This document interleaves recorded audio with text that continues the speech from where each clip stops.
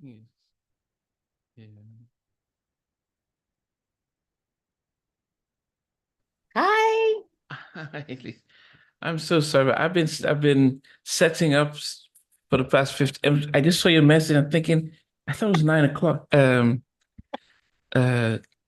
I've always set it up for five Eastern, and yeah. Last, It's my okay. apologize Totally about it. fine. Totally okay. Can you Yes. see me okay? Because it's a little blurry and I don't know why. But can you see me okay? Yes. Yes. Yes. You're fine. Okay. Because we had a storm here and the Wi-Fi is just not the greatest right now. So Okay. No. No. No. Everything's fine. Yes. I'm just sorry. Are you on the East Coast? I am, yes. I am on the East Coast and the Helen or Helene, is that what it's called? It's supposed to be in the South and then it just kind of switched and went to like the Midwest. Wow. So yeah, so I'm actually in Chicago. So I'm actually in Eastern. between Chicago and Ohio right now. Yeah. So Okay. yes, it kind of took it. So all the power was out yesterday for thousands of us. So not good. My goodness. Anyway, But we're safe, so that's good. We're safe. that's definitely Yeah. good. Well, Yeah. definitely, yeah. It's definitely great to be able to speak to you. And I know we've been trying this for a couple of almost months now. But Yeah. Yeah. yes. But Now tell me how you pronunciate your name because I want to make sure I say it correctly. Namdi. Namdi. Okay, Yes. great. Namdi. Yes. Perfect. Okay. Yes. Thank Yes. you. I'll make sure I say it correctly. That is right. But yeah, at least I mean, as I said, we've international audience, so we tend to get start off with a sense of where you were sort of born and raised, just so we can sort of see where you started from. Okay. Okay. So I can start with that. Yeah. So basically, my name, Lisa Smetley Calderon. I was born and raised in Cincinnati, Ohio, Okay. as in the Midwest, and grew up with a mom who was a model, and my Wow. dad was a professional football player. And so I was kind of and then I had tons of musicians in my family. So I kind of just grew up in the world of fashion and music and athletes and kind of in that whole world. Wow. But yeah, so that's what I did. I grew up there until I was 18 is when I left to go to California. I moved to California actually at 18 to pursue a career in fashion and to attend college. Okay. I guess that just going back slightly, it's and football, I guess, is an American football that your dad was in. Yes. Um, What was that like then for them, even though you said mom was a model, your dad was a professional athlete? I would assume with the whole civil rights situation, it might not have been as enjoyable as it might be now, being if they were both in their professions today. What was that like back when when you were growing up? So my dad was unfortunately a professional football player short time because he got hurt. I Okay, was very small. My mom and my dad moved to Chicago. He actually played for the Chicago Bears for a very short time. okay, I was 1 years old when my mom and dad they moved from Ohio to Chicago for him to play, and then he ended up getting hurt and getting cut. And so then after that, he went into something else with his career. But I will say to touch base on that. I never forget my mom as when I got older and she would tell me stories about, how they would travel and do things together when he was in that profession, playing football because he was also, in college playing football too. He was at UC, he went to UC, so he played college football, which is normal, normally the way it goes. And he got yeah, drafted and went to to the NFL. So anyway, I never forget she said, I went to go to the state with your father, and she said they had to stay at a hotel before because they at that time they hadn't gotten them a place yet, so they had to stay at a hotel. And my mom was very outspoken, more outspoken than my father was. My dad was tended to be a little bit more quiet, reserved, which I loved. But my mom was very outspoken. She was very much, to the point. And I never forget, she said, we went to the hotel and they didn't know who your father was. And the man said, "What's your name, boy?" Called my father a boy. It was a Mm. white man. And they were in the southern part of Chicago, whatever. So obviously this is the 60s because I must have been one. So yeah, it was definitely in the late 60s. And he kept, and my dad was, trying to explain to him who he was. And he was giving my dad a hard time, basically. For whatever reason, he didn't want my mom and dad to stay there. So after my dad was trying to explain, he kept saying, well, I just need to know your information, boy. And he just kept calling my dad a boy. So finally, my mom said, look, he's not a boy, he's a man, and his name is John Smetley. So please address him as John Smetley. And for whatever reason, that stuck with me because I thought, gosh, even during that time, my dad is, I would think, considered, he was a very professional looking man. He was there to play football for the state, and he still got treated in a way that, unfortunately, they see color first. And I feel Mm. like that's unfortunately still the case. People can say, oh, I don't see color. Well, you do. You see color. Mhm. You can't help but to see color. Now, the way you treat people after you see color is a different story. But when I hear people say, well, I don't see color, I'm colorblind, it's like, no, you can't help but to see color, but Yeah. it's how you treat people after you know who they are and what nationality they are. It's how you treat them, makes a difference in, your relationship with them. How did those type of influent incidents shape you and affect your upbringing? I come from a family of a lot of diversity. My mom is mixed. She's mixed with black and white. Okay. And also her dad, also had Blackfoot Indian in him. So that whole side was Indian and white and black. But they were fair skinned. And if you know from America, I don't know how it is in the UK, but in America, we have this whole colorism thing where the more lighter you are, the better, so to speak, which is Mm. obviously not true, but that's just their way. We've been conditioned since the slavery time that the lighter you are, the better you are, the Mm. more respected you are. My mom was very fair skinned. In fact, a lot of people thought she was white Wow. growing up. My dad was darker. And me growing up, I saw the difference in how they treated my dad as Mm. opposed to my mom. And I also saw how even in my own family, unfortunately, on my mom's side, where everyone was they looked white, basically, they were treated different. And they even sometimes treated darker skinned people, including my dad, in a way that wasn't respectful. And I think it's because, well, I know, not think, it's just the way they were conditioned, and I remember when my mom got married to my dad, and I'm telling a lot of my business, but it's honest. They were kind of upset because they were like, oh, he's so dark, he's so much, they wanted to keep everybody fair skin in my mom's side. And no, now this is not the way my mom thought, obviously, because she married a dark skinned man, and my aunt married a dark skin. It's funny because they were so wanting my grandmother had 5 kids. She had three boys and two girls. They really pushed them to kind of stay in the light zone, so to speak, when it comes to your mate. And every single one of them married a dark skinned person.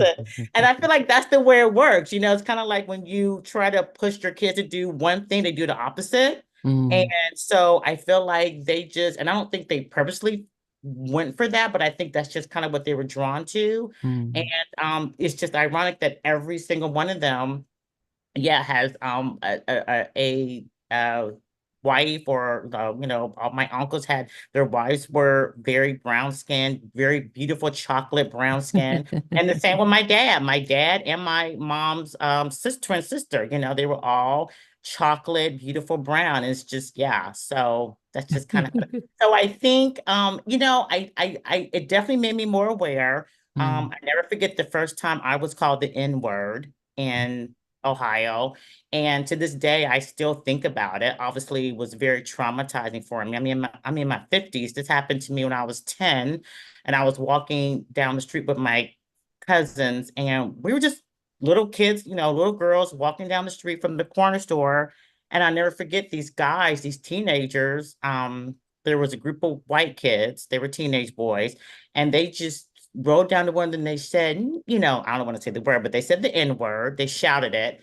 And we're just like, we didn't say anything to each other. We just looked at them and we kept walking. And, we never talked about it when we got home. We never brought it up to our parents. We just were like, I think we were almost in shock too. And it was hurtful. And we just never brought it up again. We never brought it. And then as I got older, I finally, had told my mom what happened. And then obviously I've shared this with my kids, about just the experience that I've gone through. And but I will say that I wish I would have spoken to someone back then, because it obviously was, that word was very traumatizing for me. Because I'm wondering, first of all, I'm a little girl at 10. I'm thinking, what did I do to make you want to call me a name like that? I knew the name wasn't a positive name. Obviously, I was 10. Um, but that was probably the first time I really was like, okay, they just don't like me just because of my skin. Like, it has nothing to do with me. It's just they just saw some little black girls and they just didn't like it. That was it. Wow. Yeah. Yeah, I mean, I remember watching School Days as a kid, and I not really understanding because I think I'd moved to Nigeria at the time, so I didn't really understand the complexities of the movie, light skin versus dark skin. Um, Mhm. but then again, listening to you share those experiences, then you start to think, oh, is it possible that people can just be cruel and wicked for just no reason? Um, and and what's the ultimate gain in trying to put down one set of people just because of color?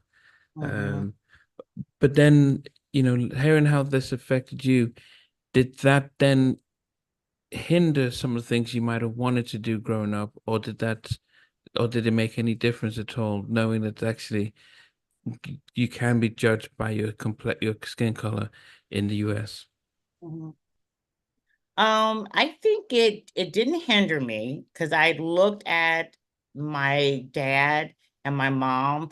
They were so successful, especially my mom, and she just was so outspoken, and she instilled in me, you can do anything you want to do. You put your Mm. mind to it. You don't, you have the power to do what you want to do and to achieve what you want to achieve. So I think it just pushed me just to be better, just to be the best I can be. I worked hard.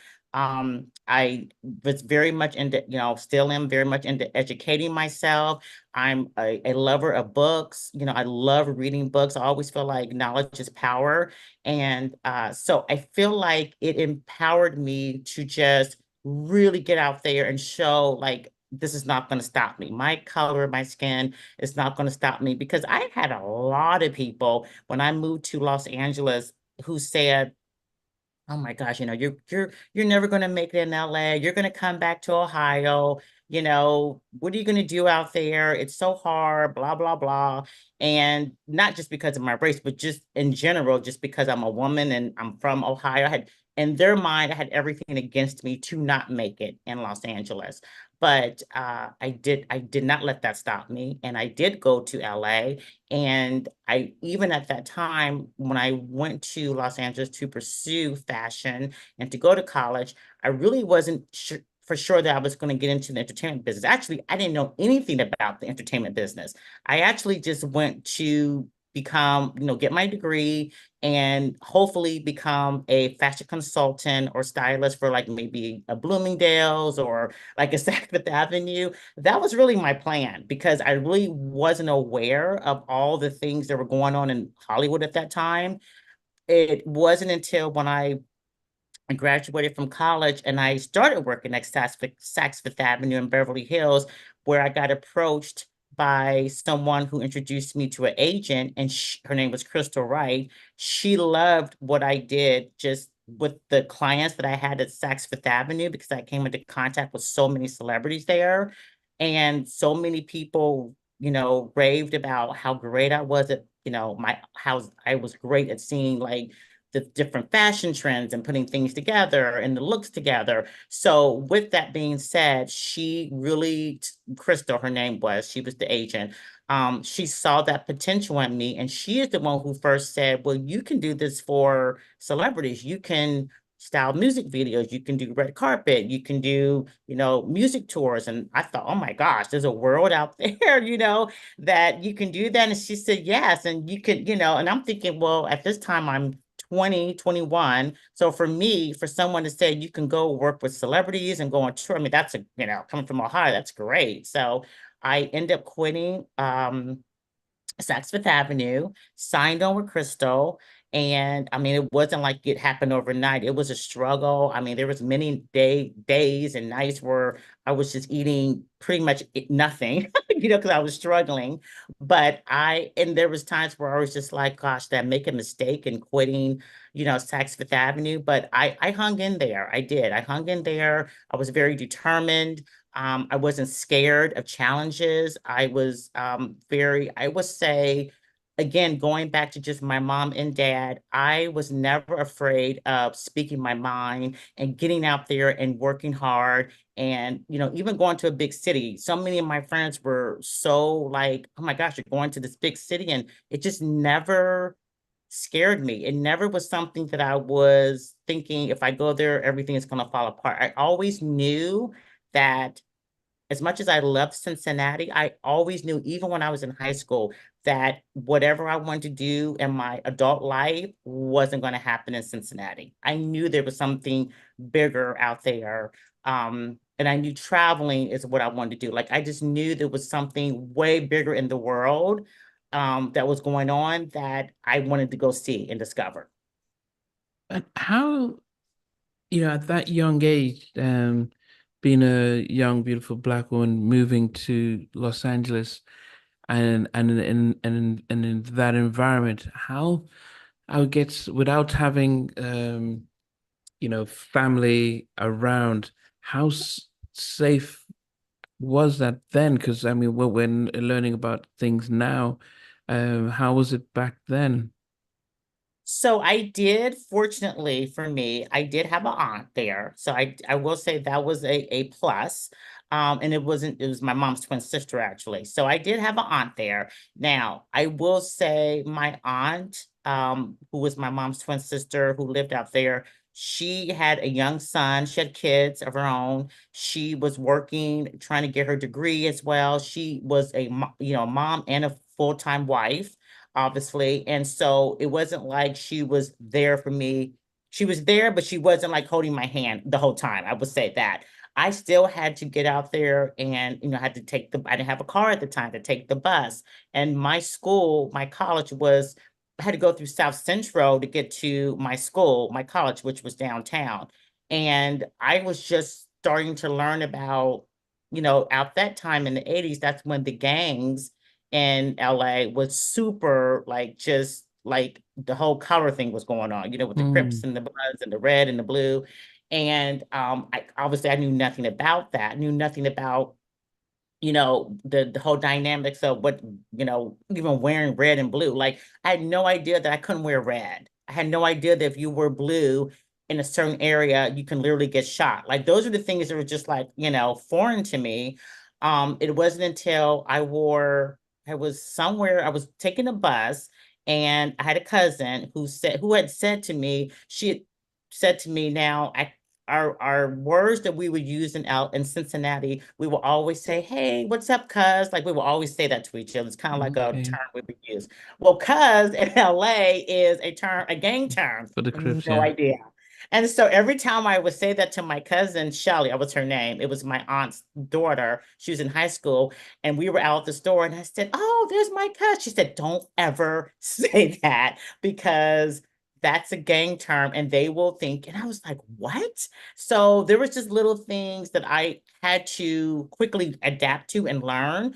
And even when I was on the bus, I think I had a red bandana on, not knowing I was going through a territory where there was Crips and Bloods. I was just on the bus, and the girl came up to me and said, "What's up, Blood?" And I'm thinking, "Blood?" And then I told my cousin, she said, "Oh my gosh, they thought you were part of the gang because you had red on." So I just thank God nothing happened and there was no other, opposite gang members on the bus.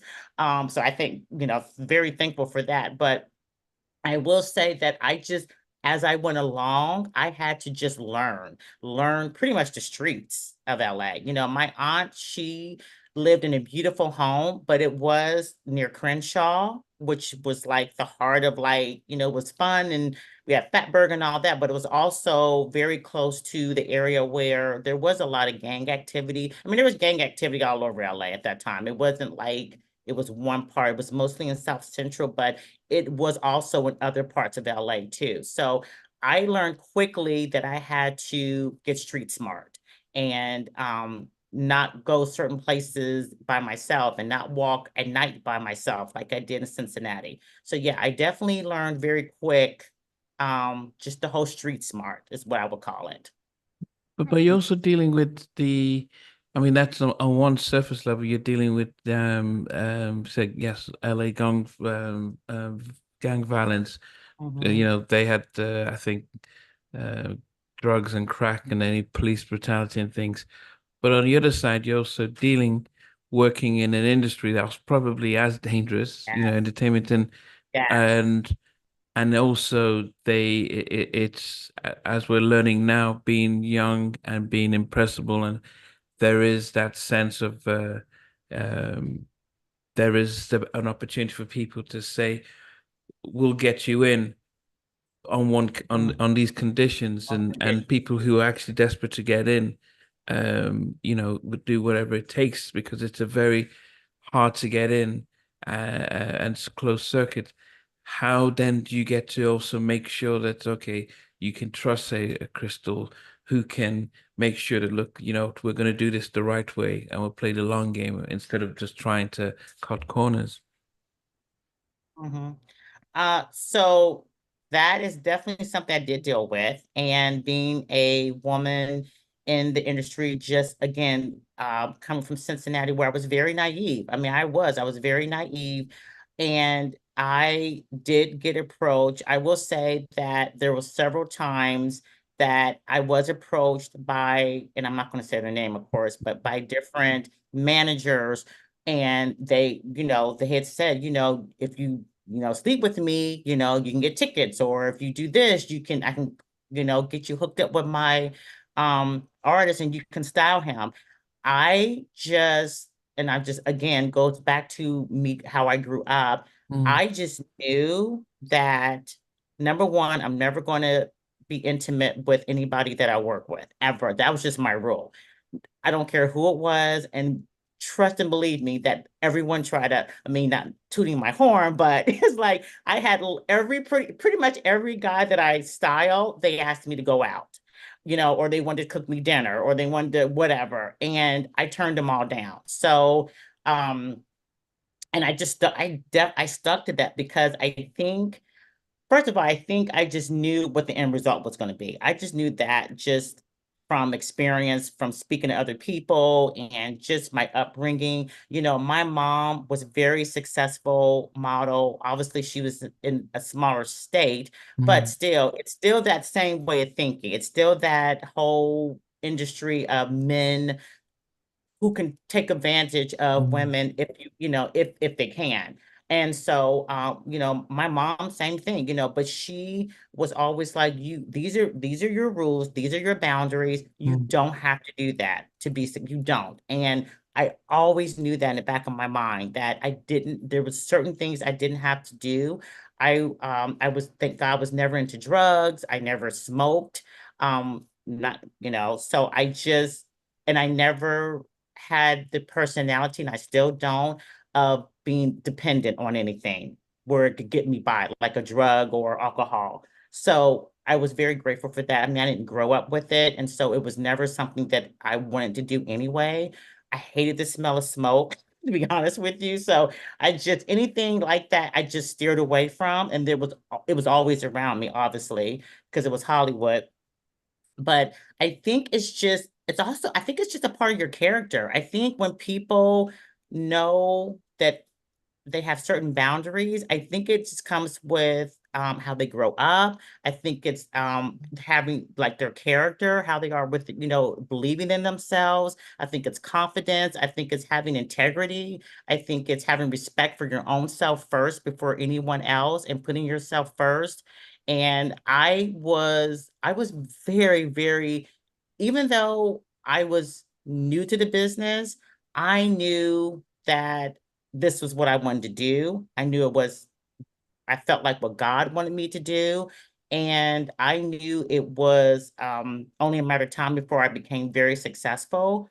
And I just never thought that would have to do anything else but be the best I could be in a professional manner to get to where I had to be. I just had that inside of me. And that was probably from even when I was in high school all the way up till I got into the business. I just always, and I still have that mindset until I Okay. got married to one of the artists that I worked with. That's the Okay. only time that happened. That was the first and only time. Yeah. Okay. Yeah. I mean, so then I guess once you slowly started, how did it start to build up getting in and started? Were you working more on the music side or were you doing film or what was the So I progression? was, yeah, so I was mostly working when I started with Crystal Wright, who was my agent at the time, who basically prepared me and she, taught me pretty much everything when it came to working with different artists. I started out in the music business and I only worked for artists. So at that time in the 90s, it was so many groups out. It was In Vogue. It was Teddy Riley and Guy. It was Boys and Men. It was Cover Me Bad. It was Whitney Houston. So I was fortunate to work with many of those people. I started out styling a artist named Chucky Booker, who is a lot of people know Chucky Booker. He's an amazing artist, writer, producer. He's music director for Janet Jackson, Lionel Richie. I mean, the list goes on and on.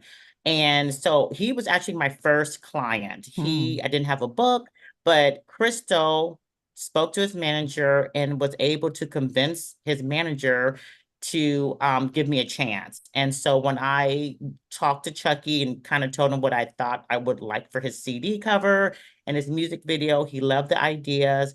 And from that point on, he used me for, his music videos. He used me for his his music CD. And then he started, because he liked what I did so much for him, he started telling other artists that he worked with about me. So then they started to hire me.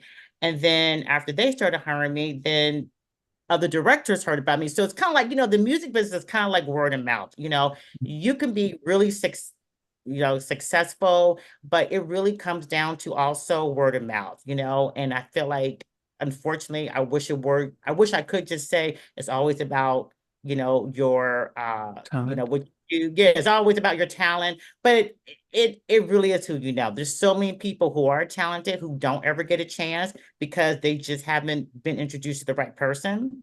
Hmm. And I was just fortunate that Chucky was not only was he just an amazing artist and everyone loved him and people respected him in the music business, but he also became a very good friend of mine to where he felt the need to help me, and he did. He was always, always just supportive and telling people about me. And I always say to him, I mean, I still speak to him today because we're still good friends. And I'm always like, I am so grateful to you because a, you didn't have to do that. And B, like you pretty much laid the foundation for other people to, learn and know about me to hire me so I can, prosper in my career. And here I am. Yeah, So, good. yeah. So I started out doing that. And then once everyone I started, people started talking and giving my name out to other people. I got with a director named Lionel Martin, who at that time No, was like, Lionel C. Martin. Lionel Martin? Yeah, no, Yeah. just I'm very familiar with his music videos. He did the he used to use colors like bl Yes. Yeah, some You would know blue his and videos for yeah, you sure. know his Yeah, videos. Yeah, yeah. yeah. You would definitely know his videos with like the colors and How he did the the coloring. Yeah. the cinematographer and all that stuff, cinematography. So he ended up working with me on a music video, and I cannot remember. I think it was somebody who introduced me from Chucky. Lionel heard about me. He hired me for a music video, and he loved what I did. And from then on, I was pretty much Lionel's only. I mean, I wouldn't say pretty much. I was his only fashion stylist that he would hire. So, and Lionel was busy. I mean, he was doing anybody you could think of, he was doing. So, and it was all the top, and especially in the 90s, it was all the top artists that you can think of. So, and, so when I'm doing these music videos, they're also saying, oh, well, you should do my tour, you should do my, my photo shoot. So then I'm branching off to doing like the red carpet, and I'm branching off to do music tours with them. So it just really just started building up to where I just got to the point where I was just constantly working. And yeah, super grateful. I mean, it obviously it was a lot of work, and I assisted before that. I don't want to give people the wrong idea. Like I just jumped right in. I was assisting other people. I was assisting other costume designers and other fashion stylists before I even got to Chucky. I was paying my dues. I Mm, was working for free sometimes yeah. with different photographers because I just wanted to get, tear, we call tear sheets. Mm. Whatever I could do, I was doing so I can get my name out there. Yeah. I mean, I can't remember how many times I've had Chuck in the show, and we've met up a couple of times when he was in the UK, and it's good to know that his reputation as a good guy has been from a long time. He still looks the same as he probably did back then. He looked, oh my God. I said all the time, like, how do you stay the same? Like, With what's your his secret? dimples and all. He has those same dimples. I mean, he looks exactly the same. So I laugh about that. I'm like, you have the fountain of youth. We need to find what fountain of youth you have because he looks exactly the same. Yeah. Still sweet, still humble, even after Mm, all this time. yeah, Just a really amazing, amazing guy. Yeah. yeah. No, it's definitely Amazing good. artist. It's definitely good to know. I mean, but so it's what so for people who might remember Lionel C. Martin, which videos did you remember working on him with some of the artists that we probably know? Oh gosh. Whitney Houston, Boys to Men, all the Color Me Bad videos we did, Mm. all the Color Me Bad videos, except for I didn't do Sex Ship, I did the rest of them. And he did Teddy Riley and Guy. He did Let's Chill with Teddy Riley and Guy. Okay, what about Let's Stay Together? The one that they all wore the like the hats and okay, but that was a Lionel C. Martin video, so it was the Let's last Stay video Together. guy Was did that before they Guilty? broke. Pardon? No, Was that? no, Let's Stay Together. No, so it's Baby Let's Stay Together. Maybe it was they had a boxing ring in there. Aaron was with his dogs, but it was the last video Oh, was that Guy? Yes. guy. Yes, yes, that was me. Yes, I did that. Okay, Yes, so I did okay. that.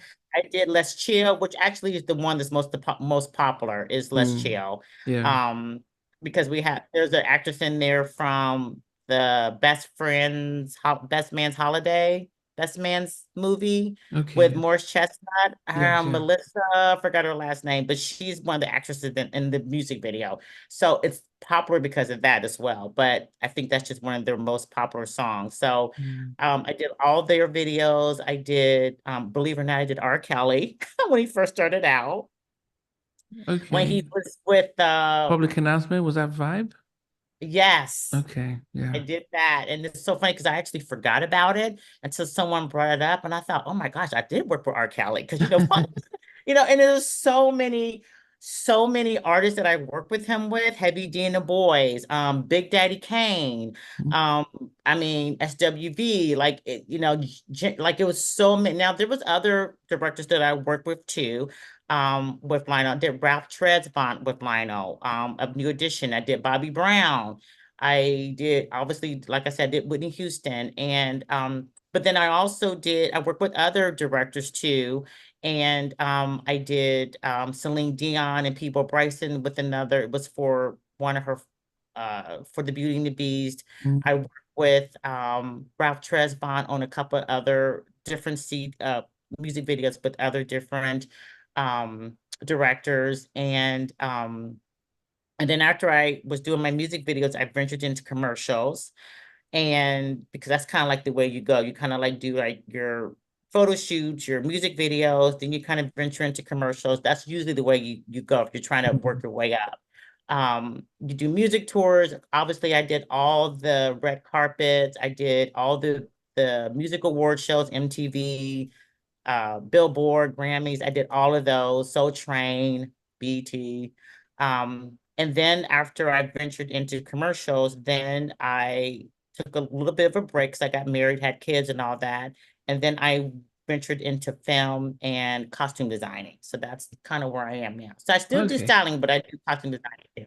Okay. So I guess if we go back then, if you are on the set working alongside these record artists, compared to the managers and who were trying to get you into the door, now that you're in the door, it must have been even harder with these recording artists who feel as if they, know they're irresistible and and actually there is that sort of temptation that you're seeing these really popular people. How then do you, how hard is that at this stage then if you're with all these big artists back in the day? hmm And and I tell this to a lot of the girls who come to me and they want advice. I'm always like, you have to, from the very first time you work with them, have boundaries. You're not going to go to the hotel room to have meetings unless you're with other people. You know what I mean? Like there's just certain things, like you're not going to take a meeting at night, late at night by yourself in somebody's hotel. You're not going to even going to dinner. Like I'm very, a lot of my photo shoots and music videos, at the end of the photo or the music video, the the artist would say, "Hey, let's all go to dinner." And I will always decline. I always decline. And they will always say, "Oh, Lisa's a party poop." No, it's because I want to set a boundary. If I start going to party with them and having drinks, it really takes it. I mean, there's nothing wrong with it. I mean, I think it depends on the artist as well. But for me, I'm saying for me, it keeps the line clean where it doesn't cross over. And I think when you start, and I've had so many friends of mine who are in the business who have crossed over to hanging out with the artist, and they start, and then when the artist decides they don't want to use them anymore, they really take it personal, because they Mm. now become friends, and I don't know, they might even slept with them, they become, and it just really it cloudy. It makes the whole dynamics very cloudy, unprofessional. And the bottom line is that this business is very small. It's people think it's big, but it's very small. And as a woman, but especially as a Black woman, we have to work twice as hard to Mm. get respect. We have to work twice as hard to not look like we're just don't know what we're doing. We have to work twice as hard to prove that we are worthy of the same rate as a white, stylist. And that's just the truth of the matter. And that's in every dynamics when it comes to costume designing and fashion. We still have that, I guess, cloud over us where people are like, okay, they can only do Black artists or they can only do, Black movies. Like we can do it all, but we have to prove, ourselves, I feel like more so than maybe our friends who are, Asians or whites, and that's unfortunate. I mean, I still am on commercials and music videos and even movies where sometimes I'm the only Black person on the whole crew, and Mm. it could be a Black movie, even it could be a movie that's a Black story, and I am still sometimes the only Black designer. And I try my best to have a crew that looks, diverse, even if it's like Mexicans and Latinos, Latinos and Asians. I want a diverse crew. Mm. Um, but it's not like it's just happens that way. And so I will say that that is something I've always thought about when I'm working, getting back to your question, working with these artists. In the back of my mind, I'm thinking, this is not just something I'm just trying to do for the moment. This is my career. This is something I want to build my legacy on. Do I want people to say, well, I slept with her and or whatever? I want my legacy to be when they speak about me, she was respected, she was a hard worker, she was professional, she did her job and she did it well. Did she mingle and hang out and drink and get high or whatever with the crew? No, she didn't. Never did. She was always, and that is always from the beginning how I've always felt, how I've always felt I wanted people to view me. And so with that being said, I was very clear when there was an artist who was even, I had an artist one time even touch we were at a meeting with him. We were at his, just to give you an example, and it was a well-known artist, another well-known art, very well-known actually. And he was actually married to the artist who I was also styling as well. And he told me to come to his rehearsal. He was doing a tour. He was rehearsing that night. He asked me to come. And so I went to the rehearsal with my assistant. And while we were sitting at the table, he starts feeling my leg. And he's like, hey, you should come back to the hotel. And like we're there discussing his tour, Just the two of costumes. you? Where? Was it Yeah. just the two of you on the table? It was myself and yeah, it was just the two of us at the table. But Mm. it was an open public place. It wasn't like we were somewhere hide away in the corner. I mean, it was at a rehearsal studio with other people dancing. But we were at the table by ourselves looking at photos. I had photos that I was showing him of what I wanted to use for his tour. And he started feeling my leg and he said, I would love for you to come back to the hotel. We can have dinner and discuss this. I politely took his hand, took it off my leg, put it back in his, lap. And I said, all due respect, that's not going to happen. I'm here to do this. And I told him, and I said, and we can finish it here, or we can take this to tomorrow morning and we can meet up, somewhere tomorrow morning. And he looked at me and obviously he got the hint that this is not going to go anywhere else. And then he continued on with the conversation. Now this is back in I would say 1993. Obviously, that was before Me Too. That was before all these things. Now I'm thinking now I probably could have like obviously made a big thing about it. And when I think back, I think about a lot of incidents where I'm like, oh my gosh, like if this were happening now, they'd be all over the internet. I could have easily went all over the internet and exposed them, or reported them. But I think to myself that it is definitely something that has been going on, obviously, in our industry, forever. And I think just us as women, we are always vulnerable to situations if we don't have control over it. So we Mm. have to maintain control. We cannot put ourselves in a position where they can say, well, she's with me at the hotel. Like, what did she think was going to happen? Because that's always Mm. the comeback. So I'm always like, don't go to the hotel. And for myself, I'm saying to myself, I'm not going to go to a hotel. If you want to meet me somewhere, if it's at a hotel, then I'm bringing my assistant. I'm bringing people with me. Like I'm not going to be so it's really just being cautious of your surroundings, setting boundaries, and making sure that you are, when I talk to my clients, I'm very firm. I speak to them about what I'm there to do. And when I'm done, I leave. I don't hang out. I don't do like, let's go have drinks. I'm here to work, and then that's it. Mm. Well, because you mentioned this artist, and I'm sure if you mention most people know, but Yeah. 30 years later, if you come across that artist today, is there any recollection from them that, oh man, this could have happened, or No, I don't think no, because I think he did to so many different women.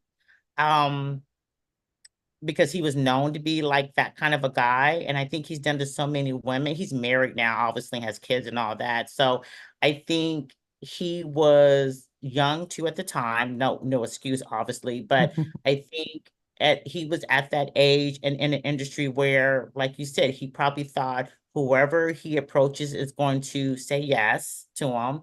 And they probably did. And so I think he was just in a situation where he just thought I was just another one of girls that he could do it to, but that didn't happen.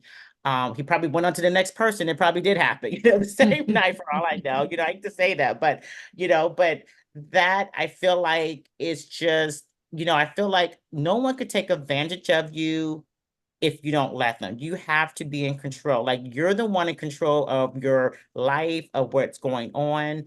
And yeah, there's some things that you don't have the control over when some things happen, but it's just like when people say when you move to a big city. When my son moved to New York, the one thing we said is, be aware of your surroundings. Don't go out anywhere at night by yourself where you think you're going to get mugged or something. I mean, it's really, and it's the same with the music industry. It's, knowing your boundaries, knowing where you should go, knowing not to go places by yourself sometimes for different meetings, just if anything, just because of the way it looks. You don't go at night meeting people late at night somewhere unless you're maybe with an assistant. So it's really just learning, I would say, the rules and the rules of etiquette even in the music business as a woman, and maintaining professionalism at all times. Yeah. The I think what we in the midst of some of the of some of the artists that we're seeing now being held accountable for things that they've done in the past. And I wonder if back in the say 90s we had people in these position of power, men and women, taking advantage and nothing was done.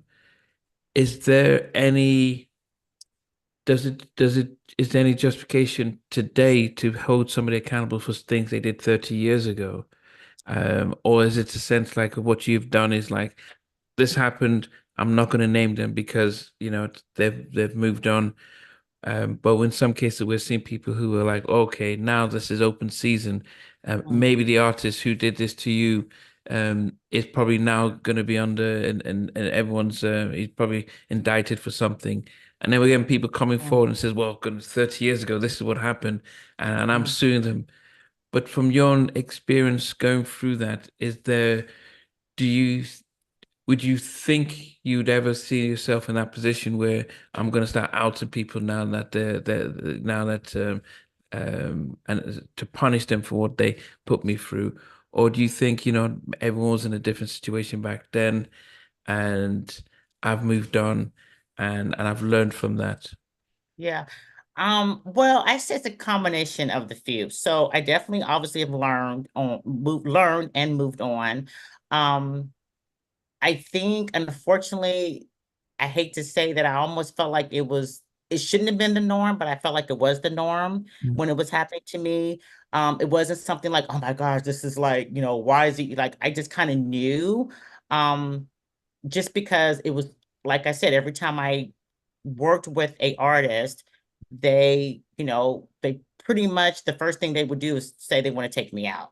And I kind of had to nip in the bud from the get-go, like, no, this is not where this is going. I'm here to do a job, and that's it. So once they got that, they were fine. Like there was never pressure on me. There was never like, oh, well, I'm gonna fire Lisa because she didn't do, whatever. Like, so I fortunately was never in that situation. I kept working with them, and I ended up doing many great things with a lot of these artists, and that was it. Um, for the ones I think who are really like, I wouldn't say I wasn't affected because I was, but for the ones like what's going on now, even with some of these artists, um, if I feel like if I was in a situation where I felt like someone who did something to me um is now in a situation where they're being held accountable for some horrendous act. Mm. um I can't say I wouldn't say no, that I would not help if I knew something that can help them.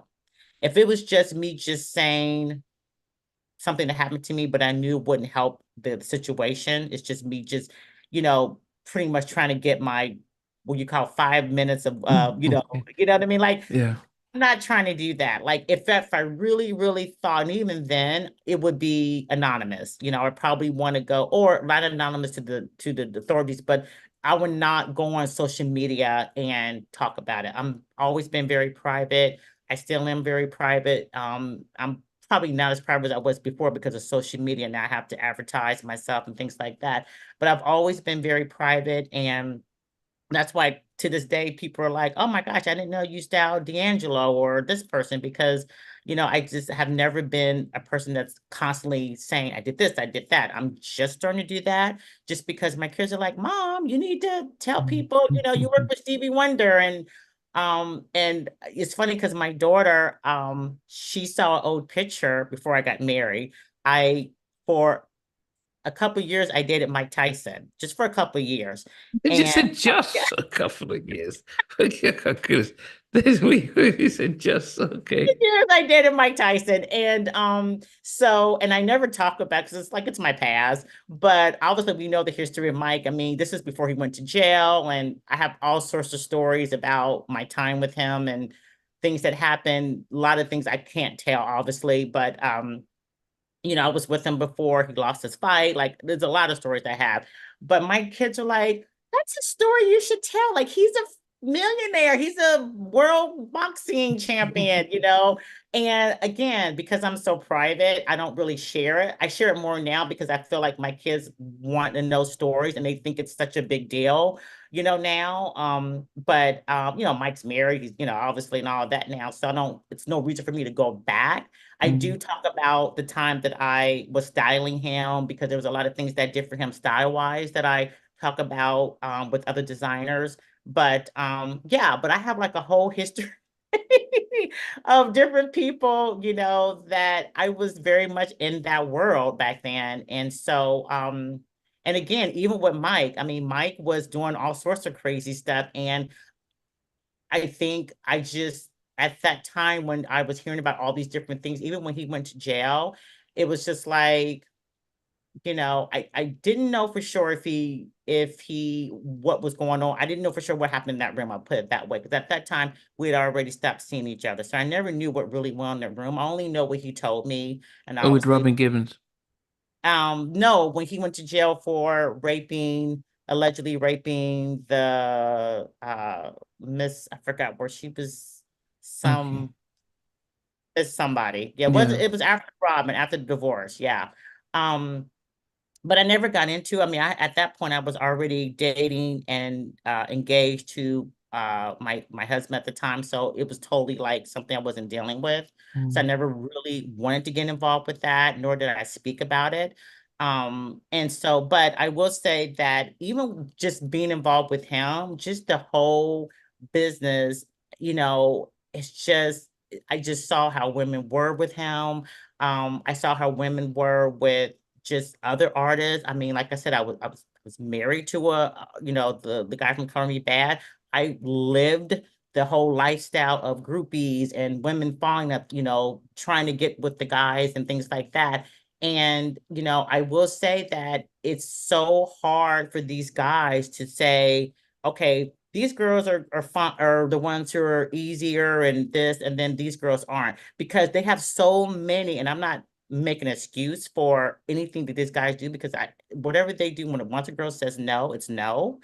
And but I feel like that when you're in this business, when you got so many women who are willing, consensually willing to do certain things, the ones who don't want to do it, we almost get punished or penalized um when we stand our boundaries. Then we'll become like difficult or we're hard to deal with, or you know what I mean? Mm. And which is, it's really a bad thing, I say, when it comes to our industry. That's one thing I don't like, is I feel like when you start setting boundaries, especially as Black women, then we're labeled as difficult or we're hard to deal with, or the mad Black woman, or the, what I mean? It's like, Yeah, yeah. so and so it's almost like I still have to be very careful even when I'm setting my boundaries, so I'm not labeled as difficult, so to speak. Mm. But also still getting that respect and maintaining that professionalism. So people are like, okay, she's setting her boundaries,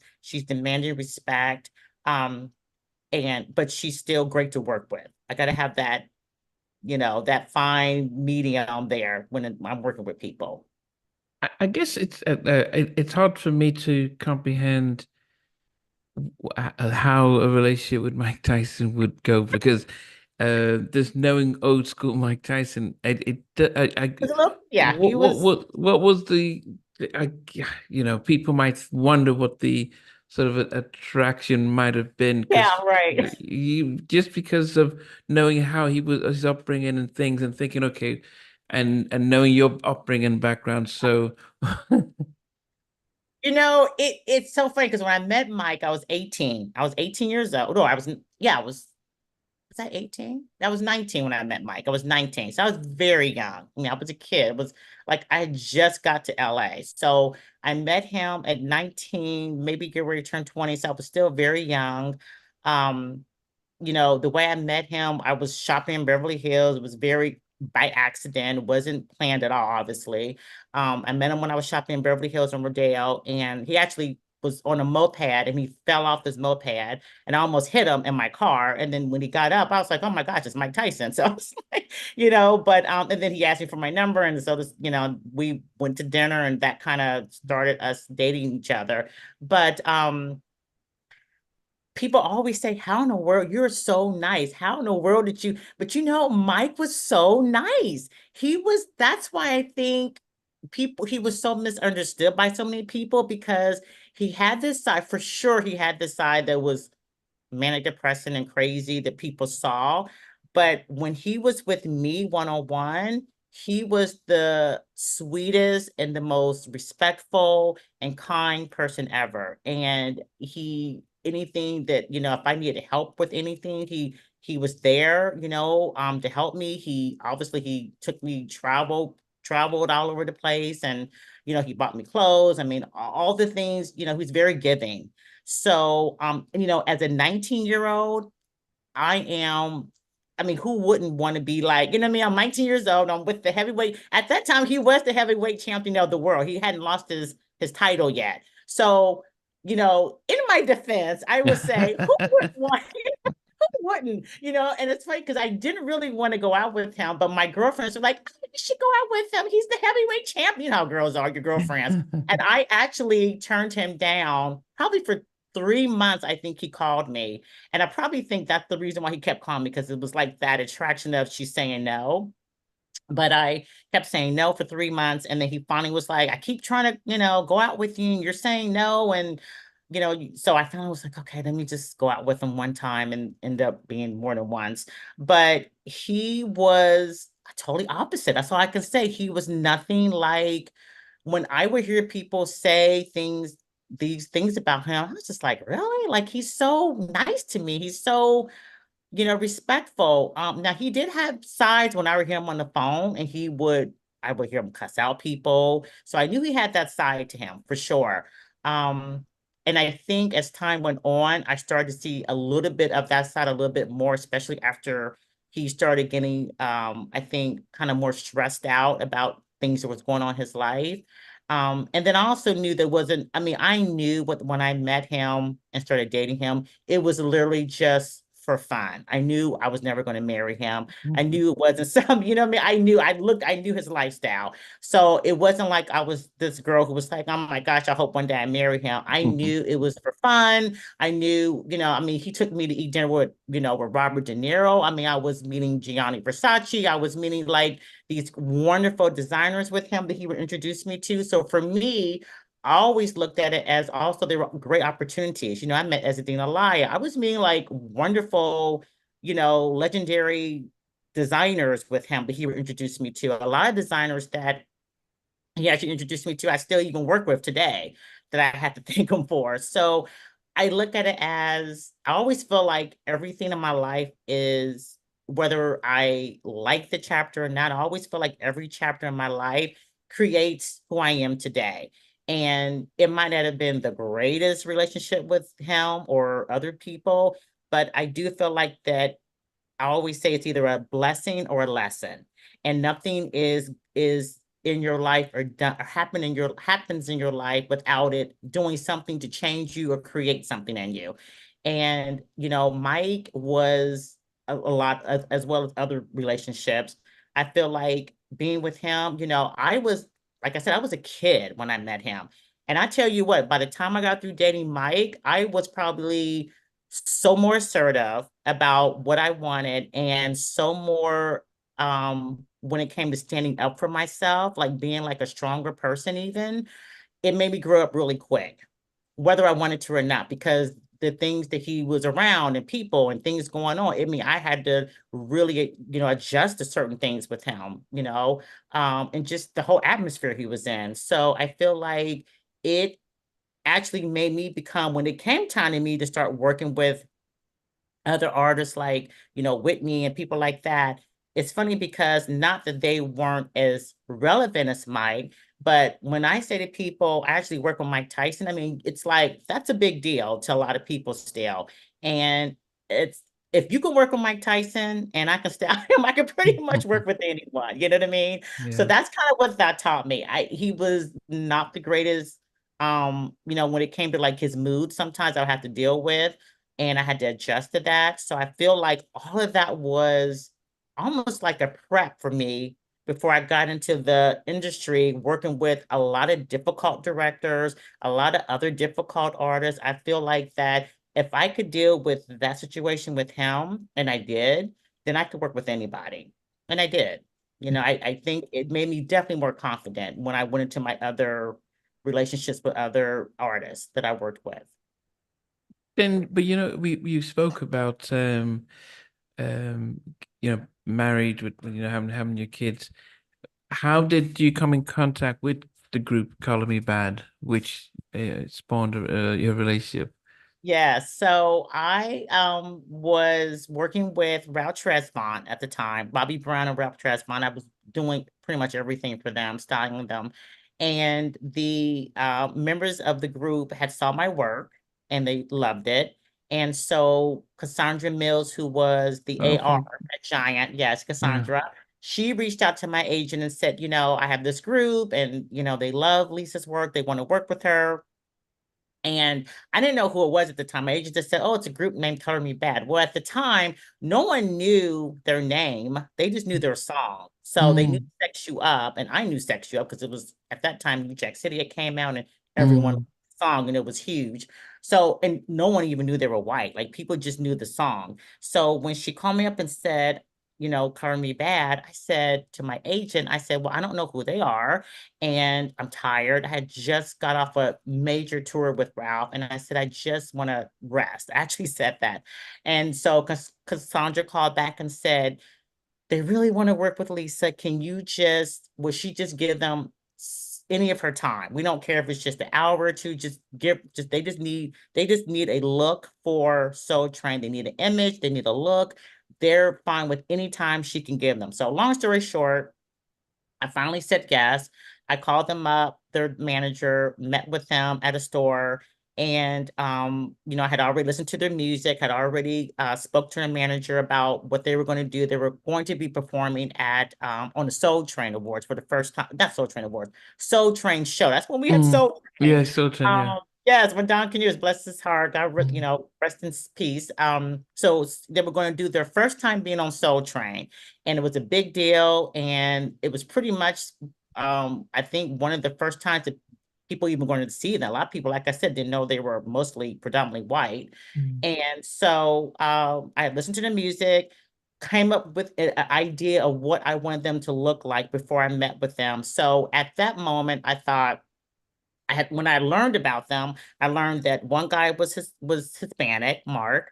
I learned that or he was Mexican. I learned that one guy was Native American, which was Brian, the lead singer. One guy was just a Caucasian, white guy, Sam, and then Kevin was the black guy. So the way I the way I've always done my styling is I always listen to their music first. That sets the tone of how I'm going to style them. So any artist that I've worked with, and even now when I work with artists who are singers, I listen to their music first. And then in my mind, I am coming up with visions about what I feel like their image should look like. So that's mm. always how I work.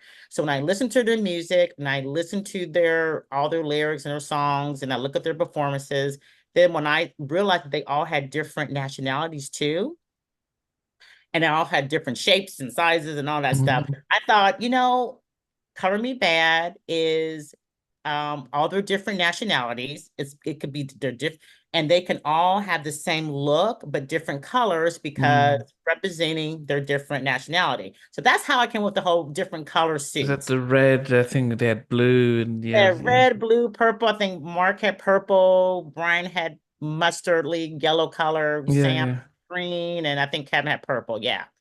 So that's how the color suits came up with the whole, and obviously, and when I did it, I actually, I was doing it for them to perform a Soul Train, I was just like, okay, we're going to get you colored suits. It's going to be this. And they loved it. I mean, they were like, oh my gosh, this is amazing. I honestly never thought it was going to be like their iconic image. I just thought I'm just going to get them some great suits. They're great colors. At the time, the 90s, it was all colorful anyway. And I just thought this just represents them as a group with different nationalities too. That was my thinking, but it ended up being like their trademark look. So everything else ended up being like, then that from that point on, they just hired me to do pretty much everything. And Mark and I were friends for about a year. At that time, we were friends for, yeah, at least a year. I went on tour, and while we were on tour is when we started kind of getting closer. He was always like my best friend, and Okay. yeah, we were best friends. I mean, we were like best friends through for almost like 2 years before we even like got married. So when we got on tour, on the Cover Me Bad tour, which was with Paula Abdul, it was the Paula Abdul tour, Spellbound tours, but they were on. It's what I was on with them. That's when Mark and I ended up getting closer. And then when he came, we went back to LA when the tour was over. He went to Indonesia, got a ring, came back, and that's when he asked me to marry him. So that was right after the tour. And then now, 32 years later, we have two kids. They're in their 20s. And who would have thought? Yeah. How did the other members react knowing that you if you were working for all of them and then but you Yeah. and Mark? So Mark and I kept our relationship a secret for a very long time. No one even knew we actually got married in secret because we didn't want even the record company to know that we were getting married, for reasons because they were still being advertised as like this pop single Mm. heartthrob, group. And so Cassandra Mills and pretty much the whole PR team wanted them to be you know, advertised as the heartthrob still. I mean, Yeah. so they didn't. The last thing they want is for Mark to come out and say he's married. So, Yeah. got married in secret, and the guys in the beginning they didn't know. They didn't know what was going on. They started suspecting. They actually found out just because I think they just noticed the way we were acting around each other. I mean, I think it was kind of hard, for us not to, after a while, the way Mark would speak to me and the way he would kind of like even sometimes just look at me. I think they just started noticing that. And then I never forget the one time we were somewhere, and I think this is when they knew something was going on between us. Mark had this he was always calling me my name, Lisa, of course. And then the one time we were somewhere and they were about to go on the stage, and I was preparing their clothes, and he said, "Hey babe, can you get me my can you get me my suit?"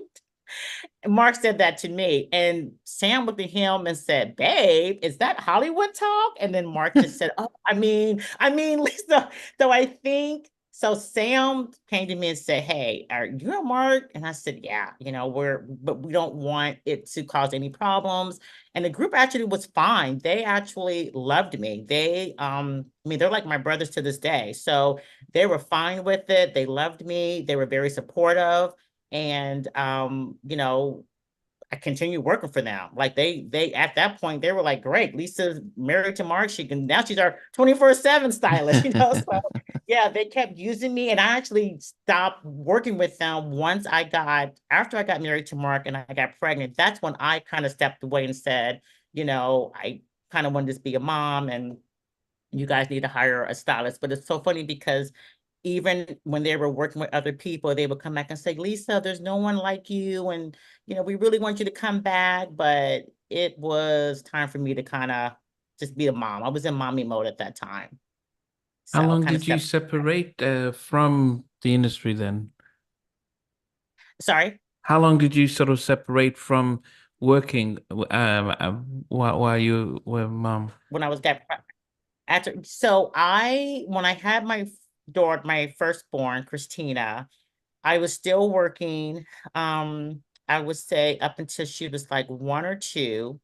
But what happened was is that when Christina turned 2 is when Curve Me Bad started kind of going in a separate direction. So that's when the group started having issues. Brian was having, alcohol problems during the time. It got to be worse. Sam and Kevin had left the group at that time when my daughter turned 2. So it wasn't hard for me to separate it, so to speak, because the group was dissolving, I would say, Mm, at that time. They were dissolving, and Mark was trying to hold it together. At least him and Brian were, but Sam and Brian ended up leave, not Sam and Brian, Sam and Kevin left first, and then Mark and Brian tried to keep it together, but then ended up getting dropped by the record label. And I mm, think that was around when Christina was 2. So it wasn't like I had to really step away. The group ended up breaking up and they ended up getting dropped by the record label. And they did not ever get another record deal to this day. They kept touring. They tour. I mean, obviously Mark's on the I Love the 90s tour now. And they did get back together a couple of times, which you could probably read about. A lot of the times they did try to get back together, but singing their old hit songs, basically. mm. Yeah, no, I've spoken to Brian, I interviewed Brian, and Yes. he was open about the challenges that he had and everything. But Yeah. how was that like then on the marriage when they get dropped? So how does that affect the relationship? Because Oh boy. It was very difficult. It is, we had obviously when the group finally broke up, I was actually pregnant with my second son, with my son, not my my second son. son, my Mm, second child.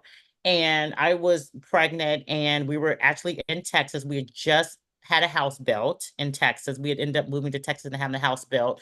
And I was pregnant with my second child, and Kevin came over, and said that, God was leading him in a different direction, which obviously I totally respected.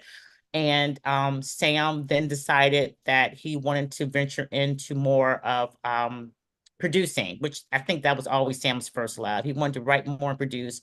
So he ended up leaving. And it, I and then on top of that, I found out my dad had cancer. So it was literally like everything all at once. The stress on our marriage, the stress on just like us figuring out how we're gonna move forward and take care of our young kids. Because at that time, my daughter is 4, my son is not even born yet, mm, and I wasn't working at that time because I had pretty much left the industry to be a mom, pretty much.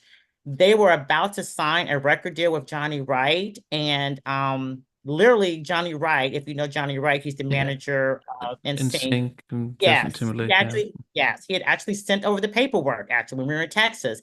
And they when Kevin and Sam decided not to move forward, Johnny Wright was like, well, I can't just do 2 people. I can't just do 2 members. So that's how that ended up. So we were thinking he's going to sign this deal with Johnny Wright and they're going to do more CDs. And obviously that didn't happen. So yeah, it was very stressful for us. Mark didn't know what he was going to do. I mean, he just kind of went out and just started doing whatever he could to bring money, for our family. We were still obviously getting royalty checks and things like that, but it was very difficult and was very stressful. And like I said, my dad at that time ended up getting cancer. So on top of the money and me just having now at this time I have a newborn baby, um, it was the stress of them saying to me, my dad only had 6 months to live. Mm, So we, at that time, because it was so much stress and we were trying to keep up with the house payments, we were like, okay, let's just move to, I was like, Mark, let's just move to Ohio, because that's where my dad was.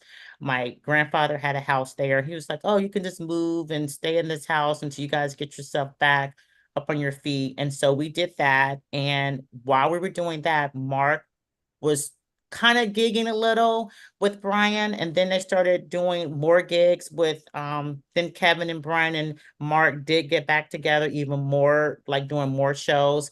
Um, but it wasn't like consistent. It was just like a gig here or there. Mm. And so even during that time, it was still very stressful. Mark always thought that they were going to get back together and eventually get like a number one hit again. Like he really thought that they could get back that stardom that they had from the beginning.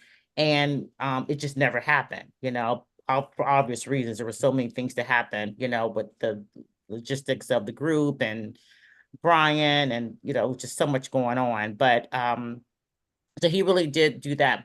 And when Kevin got into the group, back into the group, he tried to turn it around and make it something bigger and better. And so, they even had, if you talk to Brian, there was a time where they had another lead singer come in and just take Brian's place until Brian got himself sober. Mm. So that's when Kevin and Mark were trying to get things going again.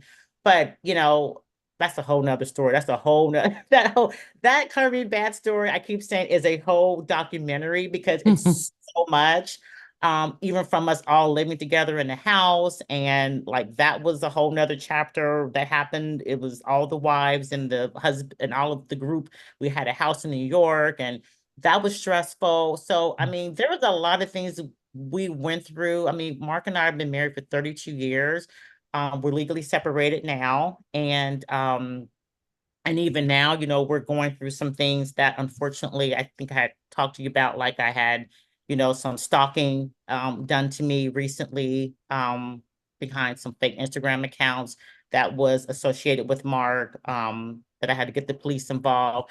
And, so even with that, it's taken a toll on me just mentally and physically, even dealing with the stress of that. So yeah, it's a whole, I would say, whole documentary on that. But I will say that what's kept me going, and what's kept me strong is, number one, I have a very strong faith in God. Like my faith is very strong. I have to have, like, that's my foundation. And I have really good small group of friends, that I have around me that I trust, that I can talk to. And just, I think I go back to just even the way I grew up. I have been instilled by very great parents that you can't break me. Like I have the power over my life, and I will not let someone try to break me. Because of whatever reasons, whether it's because they don't like me for whatever reason, or if it's racism. I have enough confidence in myself to know that I'm way bigger than what people may accuse me of, or what they try to put me in a box. I feel like that everything has a purpose, and I feel like with my strength that I have and with God, I feel like I can get through anything. So I think that's kind of been like how I've been able to not have a mental breakdown, so to speak. Yeah, but what sort of went wrong between you and Mark that you're still married, but you decided to separate? I mean, after all, going through a lot together. So it was a lot of things. I mean, I would say the biggest thing with us was the financial. They always say um money and adultery, cheating, and things like that are pretty much the number two reasons why people get divorced. And Okay. with us, it was, obviously there was the money situation, and I won't go into detail just for obvious reasons, but and then, you just have and now I'm in a situation where I have a woman who came after me, who now I'm finding out is more connected to Mark than I knew of. And like I said, I had to get the police involved because she started well, I would say her phone number was linked, because for legal reasons, her phone number was linked to a search warrant that came back from the detective that was stalking me and behind fake Instagram accounts. And they were threatening me. And pretty much they were like to stay away from Mark, to do this, to not dig into money and all these different things she would say. But there was also racism with these Instagram accounts. A lot of the Instagram fake IG accounts that this person was coming to me with was messages about me being Black. She called me a Black Karen. She, so it was like an attack even on my race again. So those are the things I'm thinking, okay, I thought I was done with this. I think I was, so again, being attacked as a woman, not just as a woman, but as a Black woman, being called a Black Karen and whatever else she was calling me, referring everything to my race, basically saying that I'm a bad person. She said that I had dirty hands, and she called me, a Black person with dirty hands, which is obviously racism. So those are the things that unfortunately I'm dealing with still right now. But with Mark and I would say a lot of it was mainly financial. And I think with the financial comes a lot of arguing. It comes a lot of things said to each other that maybe you want to take back, but you can't because it's already been said. It comes with anger. Mark really didn't know what he was going to do when the group broke up. He was just, he didn't have a degree in anything else. We had two little babies that we were trying to take care of. He was trying his best to figure it out. At the same time, he still had that dream of being a Cover Me Bad. And I think that was his priority. And I still think that's his priority right now, is that is what, that's why he, you know, bought the name. I mean, he owns the trademark name now. So, so he's out touring right now, but I am hoping that once our divorce is over, that we can heal, because we were best friends for a very Mm, long time. But I think what has happened during this divorce is that we've had, unfortunately, like the stalker person getting involved and talking about our divorce, and other people, third party people involved with our divorce, enablers. And when you start having all these people involved and saying things to him and saying things to me, when it really should just be between us, then it starts to get out of control. And I mm, think that's kind of what happened with us, unfortunately. But, we have two grown kids who see everything. So I'm very careful to not, I mean, I would never publicly bash him or anything like that. And, can't speak for him, but for me, I won't. I will come forward and talk about what has been done to me, though. I will come forward and talk about me being harassed and stalked and threatened, because I'm now an advocate for other victims, because I found out that keyboard bullying is real, and mm, it can affect you. Um, just as much as somebody who's in person that's bullying you and threatening you. So, like I said, another chapter, unfortunately, that I didn't want, mm, but I learned that I am now been a target of keyboard bullying and stalking. And mentally, I found out that if I didn't have support groups or other women who are advocates, I probably would have not held it together as I have so far. And so I'm always like with other people who've gone through that. And unfortunately, we're in a day and age where bullying and keyboard bullying is very, very much relative. And it mm, happens a lot. And a lot of women like myself were scared to speak up, because people are like, oh, it's just, just ignore it. Like I was told, just ignore it, no big deal, let it go. mm, And I did do all that, but unfortunately it got worse, which is why I went to the police. And so I just feel like, I took that situation in my life that I dealt with, which I'm still dealing with, and I've turned it around to where I'm like, okay, you know what? I'm going to use this experience to help other women, mm, because I started getting so many women when I started speaking about it publicly. I got so many women sending me messages saying, oh my gosh, you helped me. Like, I didn't know that I could do this at the police department. I didn't even know I can even mm, file a police report and get it, so a lot of people are not even didn't even know that was actually even a crime. Like, it's a crime mm, to do that, mm, so I'm actually, yeah, involved with the group out of the UK, in fact. So that's a women's advocate for stalking.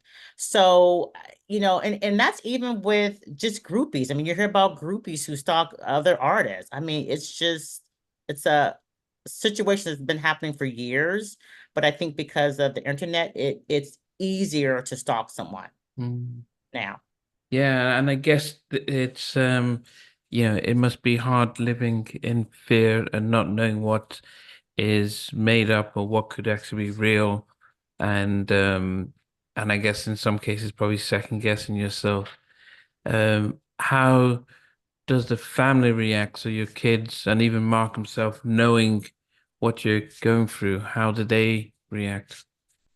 Well, my kids are very much supportive of me. They actually, when we found out who it was linked to, the fake accounts, my kids actually testified against the woman because she came after my daughter as well.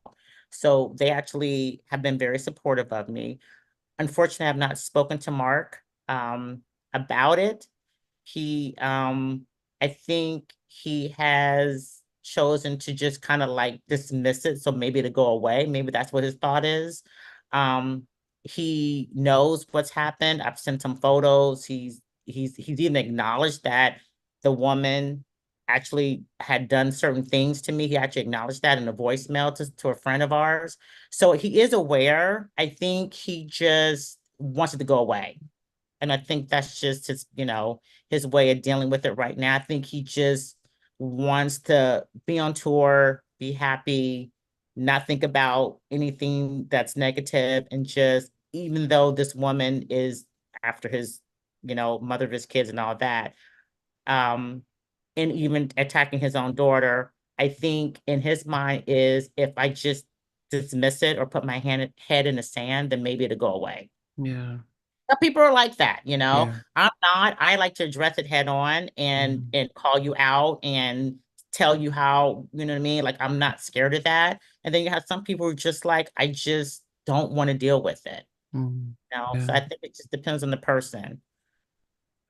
When did you decide to return? Because I know you're doing films now, but when did you decide to, okay, it's time to go back to work? My styling. So yeah, so after my mom and dad both passed, because I went back to Cincinnati, took care of my dad when he was sick. Then my mom ended up getting sick. Unfortunately, she passed.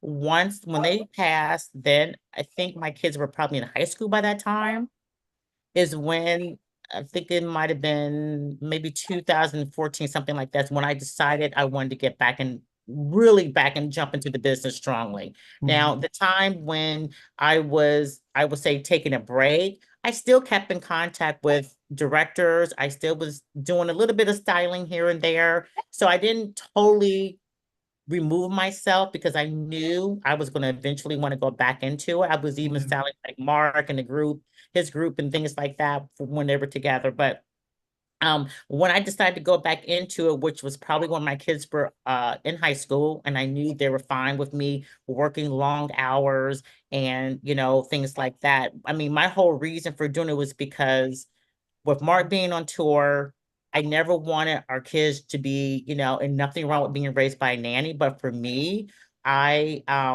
knew that when I had my daughter and my son, I knew that I did not want to, I knew I wanted to be a stay-at-home mom for most Mm, part of the time. And I knew that I did not want them to only see me every once in a while, because my hours were sometimes 14 hours a day on some of these movie sets and music videos. So yeah, so I started getting back into the business, more into movies, around 2014. And then that's when I started doing mainly movies. Now is what I do now. I'm a costume designer now for movies. Were you still with Mark by the time you went back?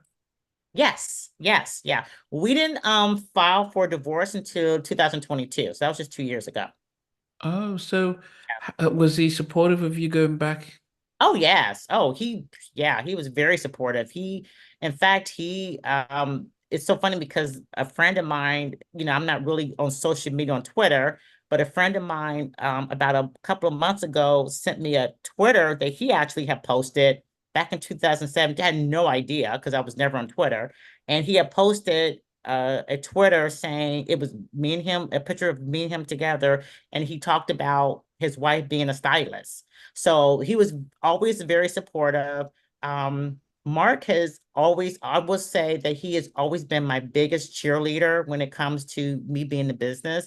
He has always publicly, even on interviews, said how proud he is of his wife, what she does, and all the things I've done. He's always said, how proud he is that what I've done for the group and creating their image. So he has always been supportive of that. Never ever, for 1 second made me feel like I couldn't do, what I wanted to do as far as being a stylist and a costume designer. Yeah, and I guess is it were you? And I guess I'm wondering then, when you got back in, were you getting back to become successful? Mhm. Oh, Yeah, yeah, yeah. I mean, when I went back into the business, well, first of all, I knew I didn't want to go back to music videos because, you're talking about years later, the music industry has totally yeah, changed.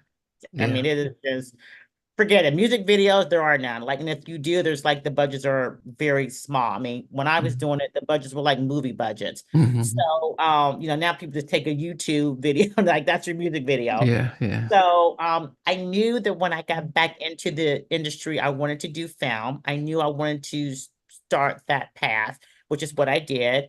And I knew that I didn't wasn't sure what was going to happen because I knew I had to reinvent myself. Mm. And so I was a little like nervous, obviously, because I didn't know anything about social media or Instagram, any of that. And but I will say, and I say this to a lot of the girls that I mentor and men that I mentor, your relationships in this business is everything. And in this music industry, it's so important you maintain good relationships with people because people will be like, they'll remember how great you are, but unfortunately, they'll also remember even more so how horrible you were, which is Mhm. unfortunate. Like, they'll talk more about how bad you were than they talk about how great you were. So, I was very fortunate when I did get back into business. I had a good amount of people that I could call that I still had relationships with, Mm. that I had left on a very good term that I could call. And even if they weren't in the business anymore, they would refer me to someone else, that could, get me work, which is what happened. And, I just started working my way up in the costume designing world, being a shopper, which is, there's several steps you take, and a shopper, then set person, then ACD, and then obviously now I'm a costume designer. Okay. Yes. Did your six and I do wonder because there's when you do have women who become successful or more prominent and then say this their husbands, how many men are able to still appreciate that, or some might start to get jealous of that success, especially if there's doesn't mirror that. Um, did you've always said that Mark had always been successful regardless of what you were doing. So there was more of the fact you now stepping into mu movies, he was still supposed behind. Yeah, he was very, and I think one thing about Mark and I is that besides the fact that we were best friends, which I always feel like that's when people always say, well, how did you guys, how did you guys make it last for so long? And I always say, even to my kids, like we were really best friends. I mean, we just were really good I mean, we told each other everything before Mm. we became romantic. But I would say because we were in the same industry too, that was a big plus for our marriage. I mean, I was very comfortable around his people and I would say his world as he was with mine. So, Mm. and we knew what it took. We knew it was long hours. We knew it was traveling. So it wasn't anything that was like foreign to us or hard to deal with because I knew a part of him being a artist was he had to travel and be on a tour. He knew part of my work was being on set for sometimes 14 hours and traveling. So I think we never felt like one was better than the other. We always felt like we were equal. And, and there were so many projects that we did work on together, even like there were so many things that I worked on with Mark. with him. And even when he ventured off to do his own um like try to do like his own writing for other artists.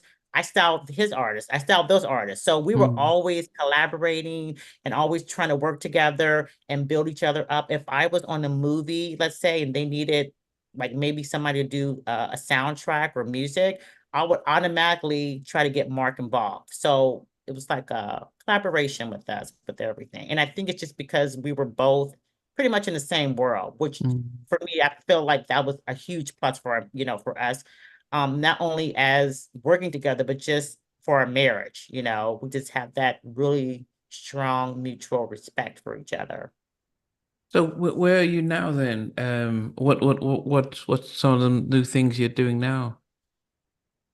So yeah, so I just finished. I got a couple of movies that are actually out now. I did I don't know if you saw Cinnamon, that was my favorite. Cinnamon is out. It's been out for about a year now. It has Pam Grier in it. Pam Grier, the legendary Pam Oh, Jackie Grier. Brown, yeah. Yes, and it has Damon Wayans. So if you haven't seen it, you must go watch it. It's on Tubi actually right now, the Tubi channel. You can watch it for free. I just got through doing a film called Color Book, and it's in black and white. It's about a African American man with a Down syndrome little boy. It has Will Callett in it, and Will Callett was in Black Lightning. He was just in the movie that's out now with Halle Berry. You know, if you don't know his name, you definitely know his face. And a new actor, Jeremiah Daniels, who's a Down syndrome. He truly has Down syndrome, and he's in the movie. And it's a beautiful story about a father and son, and that's being shown all over the country at different film festivals, and it will be in theaters soon. So I will make that public once I find out. I have that, and then I have a movie out now called Water Boys, which I advertised too, and that's with Quavo, and it has Lala in it, and it's based on the true Atlanta water boys in Atlanta. And so that's out now too. You can actually watch it on Apple TV, and I think it's another platform. I know you can watch it on Apple TV, and then it's at select theaters. And then I have one more movie coming out that is a Holocaust movie, and it's called Wow. The Ice Cream Man.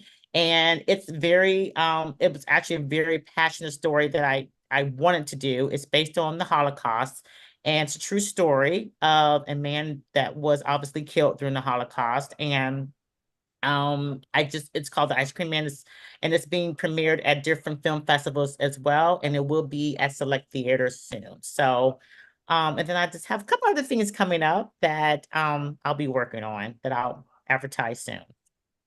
At this stage, what does your role involve as compared to back then styling? But what does, as a costume designer, I guess some of us might not be overly familiar with the role of a costume designer in the movie. So styling and costume designer are two totally separate roles. Um, when I'm doing my styling, I always say that's for you're getting a look for the moment. You're getting a look for a music video or for a award show or something like that. So it's a look for that moment and that time. Mm. For as a costume designer, I am creating characters. I'm a storyteller, and I love that. I love them both, but I love when I'm working on a movie how my costumes are creating a character that as soon as you see that character on TV or film, you know automatically, or you should know if you're a good costume designer, you should be Mm. able to say to yourself with the volume off, that character is whatever. He's poor, he's rich, he's young, he's old, he's in an environment that is cold or whatever it is. So we are storytellers. And so as a costume designer, that is my job to make sure that, from the time I speak to my director, from the time I read my script, do my research, speak to my director about his vision for the characters and bring it to the screen, whatever process I've gone through, then that should be what you see on the screen.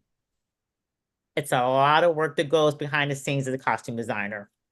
So, I mean, I was under impression because when you start to see costume designers for some either period films or, science sci-fi films, the costume designer sort of designs the the imaginary world, like, Wakanda and what they're going to be wearing, and is responsible for trying to come up with the clothing, the design, the fabric of those characters. Is that to some extent? Yeah.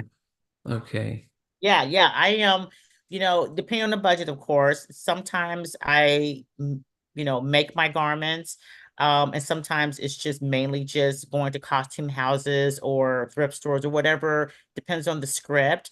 For, let's say, for like the Holocaust movie that I just did, it was working with mainly costume houses. It was mainly doing a lot of vintage. There was a lot of Nazi uniforms that I had to get because, and because it is the Holocaust and because it was a true story, I had to do, like, oh my gosh, so much research because I Mm, had to know the ranks of the Nazis and the mm, colors that they used and the 1940s fabrics that they used. I mean, it wasn't just about finding some beautiful 1940s, costumes. It was making sure that whatever I pulled, look 1940s because there unfortunately there's not a lot of 1940s wardrobe out there. mm, And we had like almost 200 people in this movie. But so the things that I did have to reduplicate, like if I had to go to a vintage store and maybe it was the same silhouette from the 1940s, but mm. I because the buttons were maybe from 2000 and like 24, I would just change out the buttons and make it Okay. 1940s buttons. So there's a little Um, thing you can do to kind of get away with it. But yeah, it is definitely making things, reconstructing things. It's all that goes into it before it hits the screen. so, I mean, as we wrap up, what would be your sort of longer term vision in your career that you're in now? So I want to continue my costume designing, of course. I have so many other things that I'm involved with now, especially now that my kids are older. They're graduated, so I'm free bird now. But I am very much into sustainable fashion. I am vegan by choice, and so I am very much into like just being involved with advocating for saving our planet, our wildlife, our oceans, and doing my part. And I can't always incorporate sustainable fashion in my movies because obviously can't always incorporate that kind of look. But if I can, I try to incorporate some sort of sustainable fashion. So I just want to stay busy. Life is short, and I always have more years behind me than I do ahead of me. And you know what I mean? So I feel like every day when I wake up, I'm grateful and I want to just do whatever I can to be an advocate for others in so many ways. I want people to look at me and say, oh, my legacy. I always think about my legacy, not so much that I'm going to die tomorrow, hopefully, but I'm always thinking about when people think about me, what are they going to say? Did she do this? And I don't, although I love being a costume designer, I want to be a great mom. I want to be a person who made a difference in some sort of way. So I'm always looking for ways just to, do what I can to make some type of difference in our world, really. Especially for I have grandkids soon, and I want this world to have peace and love. And, I mean, I can't do it all by myself, but if I can help in some kind of way, Yeah. I that's what I want to do. Yeah. I mean, Lisa, well, it was definitely really fascinating talking to you, hearing your journey and story. And I guess um, there's loads of us who are getting a lot more conscious about the environment and about sustainability. And but unfortunately, I think the bottom line of if it's cheap, we don't we put that over, like, if you buy this particular outfit, you could use it for the next 3 or 4 years because it's a lot more durable, but it's going to cost you twice as much if you get Right. this outfit that you can just wear a couple of times and dispose of it and stuff. Yeah. Um, But the Yeah. more awareness that we're hearing, the more people are being considerate, thinking, do I get an electric car? Even though it's not as it can be more inconvenient than getting, a petrol. But then if I do a little bit, in a short term, I'm making a bigger difference and stuff. Mhm. No, I agree. And I think because, unfortunately, we are seeing more and more younger people getting sick. I'm seeing more and more, people who are way younger than me getting cancer. And, Mm. it's the environment, it's the diet. It's just kind of, my son lived in the UK. He lived in the UK, London, for NYU. He lived there for a year. And by the way, love London. If I could ever move there, I probably would, but or even work there. But I was so amazed at even their dishes, like their serving sizes. Mark, I mean, yeah. So when I was talking to Mark, I had told him, I said, "Gosh, I'm always hungry," because I went out there with Jonathan the first year, and I said, "I'm always hungry," and I said, "Their portions are so little, So but small. their portions are actually what they're supposed to be. It's our portions in America; they're massive."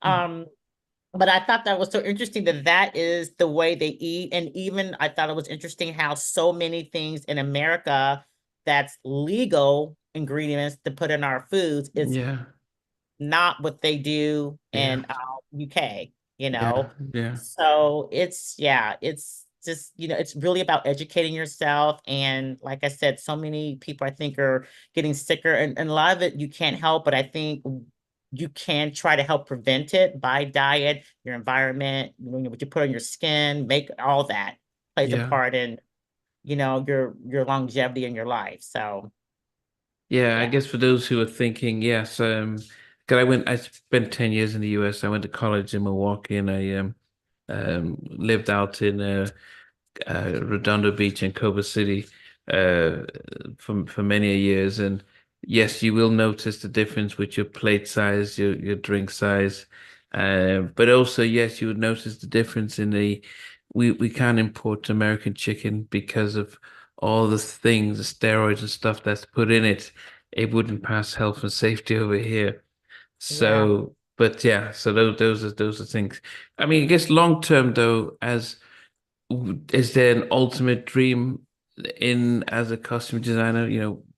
Are there directors you'd love to work with, or actresses or actors that you think, man, So it was so funny because I was just speaking about this in another interview. I would love, and I told the girl too who I was interviewing with, I don't know if it's because I'm so into health and living a healthy life, but I've never done a TV series on like medical, like Chicago PD or like ER. And yeah, I've always been, and I don't know why I'm fascinated. I just am. And I said to myself, maybe it's because my daughter is she's a nurse practitioner. And so I've always been fascinated with just these medical TV series. And I've never worked on one, not even ever, not even on set, like ever. And so I'm always like, okay, I'm manifesting to work on a medical. I would love it for it to be a TV series. So even if it's a movie, I would love it. But just something that has to do with the medical field and saving people. I would love to do something like so. That is my goal, and it's going to happen. I know it. It's going to happen. okay. I'm going to make sure it happens. Definitely wish you luck. Speak it into existence. Yes, definitely. But Lisa, okay, just so I always ask my guests is, I mean, what would count as your favorite movie? My favorite movie, I would say, gosh, what is my favorite movie? My favorite movie is there's a movie. Oh my gosh, and it's so bad because I don't remember the name. Um, okay, well, definitely Casablanca. I like old movies. Okay, Casablanca, and oh gosh, there's a movie that see, Casablanca and is it the Wonderful Life? I think it's called It's a Wonderful Life. It's a it's a Christmas wonderful, movie. yeah, it's a wonderful life. Yes. Those are two. And I have a couple of other, but those are like two that stand out to me. And Casablanca obviously is just a classic. I Mhm. love the clothes. Like I watched that when I was little, and that's probably why I first started loving costumes and beautiful costumes because I was just like, oh my gosh, like the costumes. But I am a lover of old movies, old classic movies. Mhm. So most of my favorite movies are from, like Who's Coming to Dinner with Sidney Poitier. Okay, yeah. That was like, I love that movie. Like all those old movies because they were just clean and the costumes were beautiful. There was no cursing, there was no like crazy, you know what I mean? They were just pretty and so yeah, I would say Okay. those are my two to stand out. Yeah. Yeah, you mentioned working on a Holocaust movie, and for a long time, Schindler's List was my favorite, all-time favorite movie. Wow. It is slowly just getting, Coco is catching up to it. The Disney and the Pixar animated Coco is slowly just edging it out, but still Schindler's is still up there as my favorite movie. Music-wise, what would be your all-time favorite song?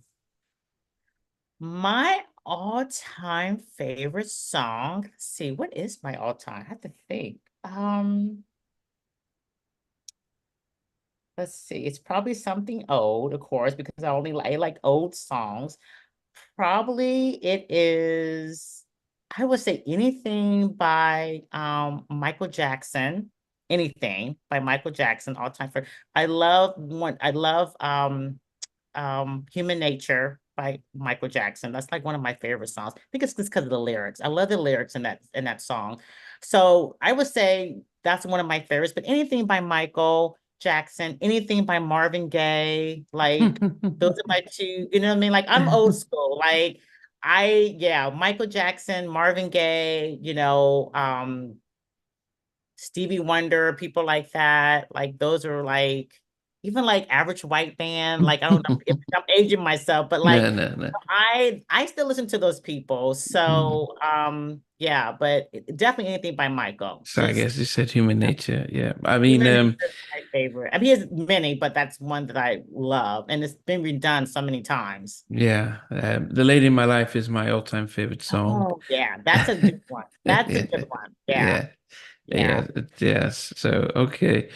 Well, it definitely, I apologize for starting a little bit late, but yeah, definitely it was really good to be able to speak to you and hear your journey. And I guess, apart from the only surprise was I could not begin to imagine you, Mike Tyson. Oh, I know. So Talking about the his, did he own the pigeons when you were dating him? Because He did. He sure did. And it's so funny because it's so many different things that I've learned about him. And I even got to talk to, his mom that's she's in Albany. Is she in Albany? Or she's in one of those areas the mom who raised him, who was married to Cuz, the model.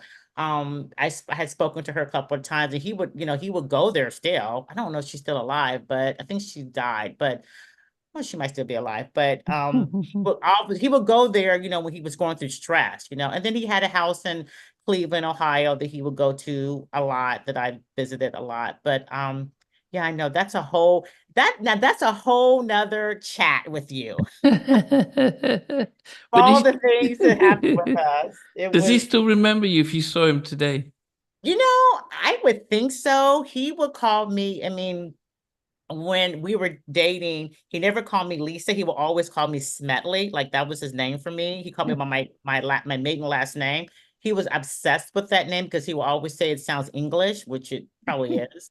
But I think he would. Yeah, I mean, I'm sure he's been through many women, but I'm sure he He's been would if through he many saw me women. and saw my name. I mean, that was his lifestyle. But I would think he would, yeah. But I'm happy for him now. He's really turned his life around, and I'm super proud of how he's turned his life around to, what's, from before. I think he's Yeah. done a good job. He seems to be very happy. Happy. So Yes. everyone's got a pass, what can I Yeah, say? yeah, yeah, yeah, yeah, yeah, yeah, yeah.